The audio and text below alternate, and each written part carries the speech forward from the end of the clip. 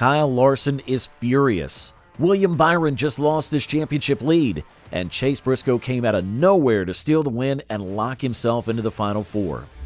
This is the race everyone is talking about, and we're about to break down every single dramatic moment that has the entire NASCAR world exploding right now.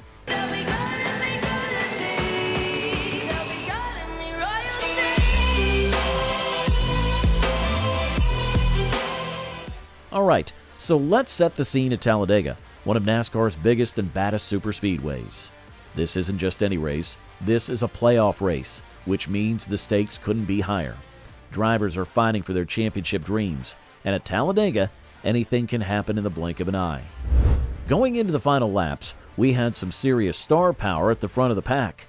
The Hendrick Motorsports teammates, William Byron and Kyle Larson, were sitting pretty on the front row. These guys are championship contenders, they've got fast cars, and they were in perfect position to seal the deal. William Byron was on the inside, Kyle Larson on the outside. Both of these drivers have been absolute rockets all season long. Byron's been consistent as they come. And Larson? Well, Larson has been trying all year to get his first ever win on a superspeedway. Yeah, you heard that right. Despite being one of the most talented drivers in NASCAR, a superspeedway win has eluded him. Behind them, you had a stacked field, including Bubba Wallace, who already has a Talladega win under his belt and was hungry for another. Then you've got the Joe Gibbs Racing boys, Tyler Reddick, Ty Gibbs, and Chase Briscoe, all lined up and ready to pounce. Now, here's where it gets interesting. At Talladega, it's all about the push.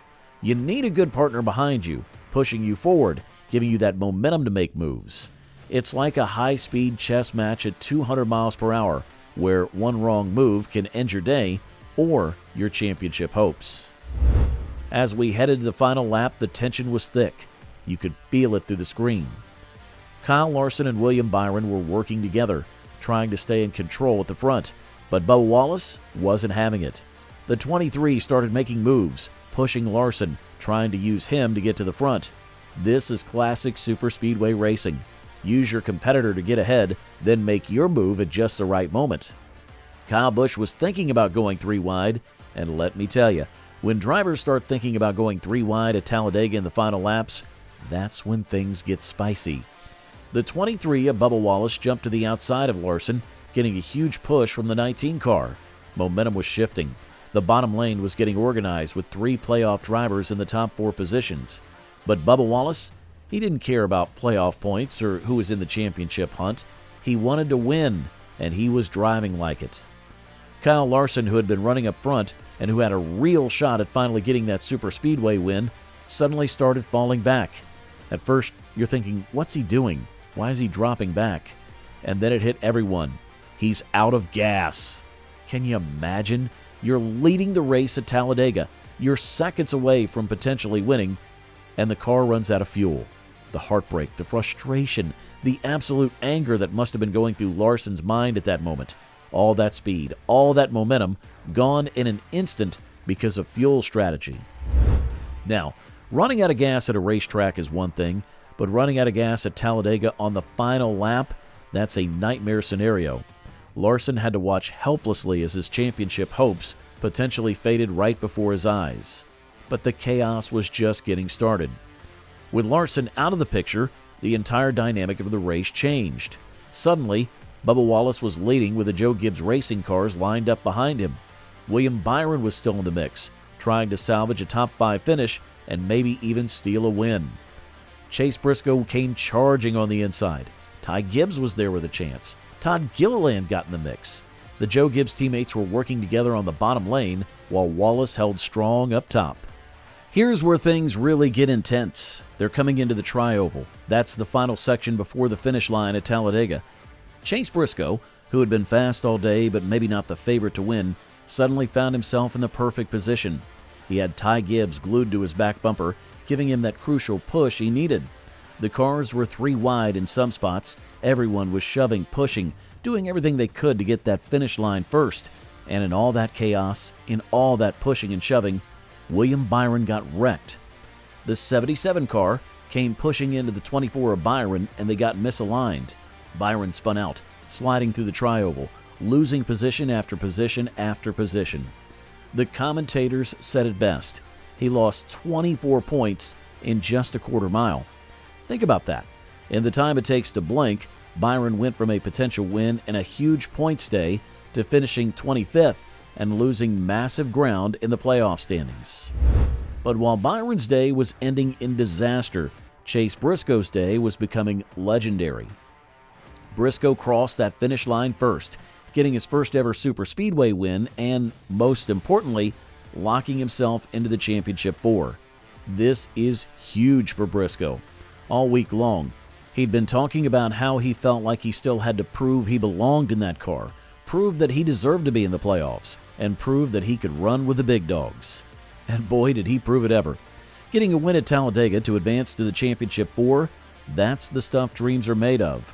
Briscoe joins his Joe Gibbs Racing teammate Denny Hamlin as drivers locked into the final 4 spots for the championship race in Phoenix. The Joe Gibbs Racing team has to be thrilled. Their strategy worked perfectly.